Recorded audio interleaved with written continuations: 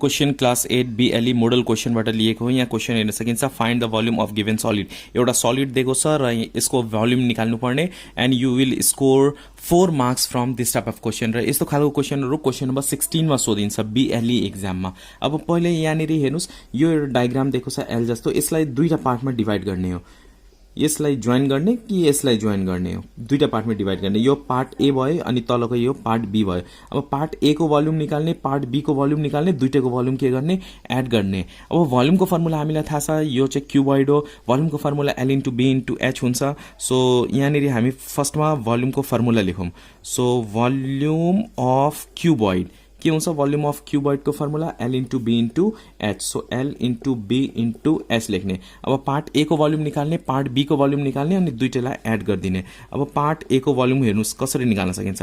Volume of part A, अब L into B into H हुन्छ। L भनेको यहाँदेखि यहाँसम्म, यहाँदेखि यहाँसम्मको लेन्थ कति भयो। अब यो भनेको यो हेर्ने हो, यहाँ यो पनि दिएको छैन। अब यो र यो के हुन्छ, इक्वल हुन्छ। यो 3 छ भने यो पनि 3 भयो र यो पनि 3 हुन्छ भनेपछि L को भ्यालु कति हुन्छ, 3 भयो। अपोजिट, ठ्याक्कै अपोजिट लाइन हेर्ने। अब यहाँ यो यसको भ्यालु दिएको छैन भने यसको अगाडि हेर्ने हो, यहाँ पनि छैन भने यसको अगाडि हेर्ने। 3 छ भने यो 3 छ भने यो पनि 3 हुन्छ, यो 3 छ भने तलको पनि 3 हुन्छ। So L is equal to 3 भयो। अब ब्रेथ भनेको यहाँदेखि यहाँसम्म यो ब्रेथ हुन्छ।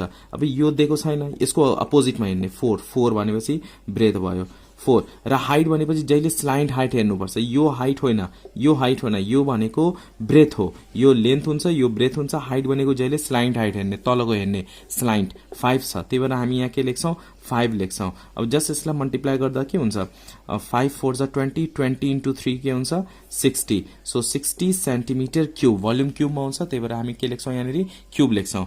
त्यसपछि similarly volume of part B निकाल्ने।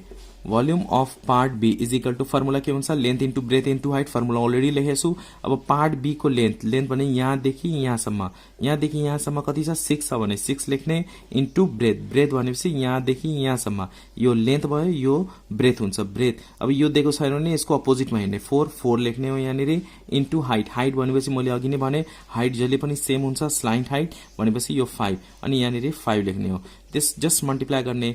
5 4 जा 20, 20 इन्टु 6 गर्दाखेरि 20 इन्टु 6 120 हुन्छ। सो 120 सेन्टिमिटर क्युब हुन्छ। अब भोल्युम अफ सलिड, अब यो सलिडको भोल्युम फाइन्ड आउट गर्ने। भोल्युम अफ सलिड भनेपछि volume of part A plus volume of part B. Volume of part A कति आएको छ, 60 plus volume of part B कति छ, 120 अनि यो दुईटा एड गर्दाखेरि कति आयो, 180 centimetre cube. So volume of this solid is equal to 180 centimetre cube. Hope you understand this video taken from BLE model question. र धेरैपल्ट यस्ता क्वेसनहरू सोधिएको छ and you can score 4 marks from this type of question. Video राम्रो लाग्यो भने please like गर्नुहोला, न्यू हुनुहुन्छ भने please subscribe and please share with your friends and different groups too. Thank you.